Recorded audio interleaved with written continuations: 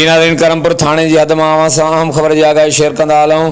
करमपुर भरिसां करमपुर थाने जी हद इलाही बख्श बिजराणी लाड़े वटि इंडस हाईवे तां नामालूम हथियारबंद कंदकोट वासी ज़ोएब अली मलिक खे कार मां लाहे अगवा करे कच्चे तरफ़ खणी फरार थी विया। इतलाह ते ज़िले कशमोर कंदकोट जा पुलिस हटाला SSP कशमोर कंदकोट जी अगवाणी में वाक़े वारे हंधि पहुता।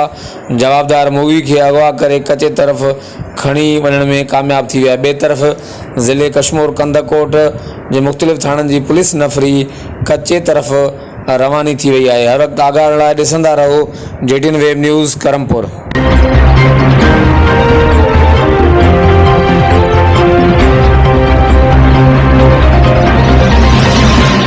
Music Studio।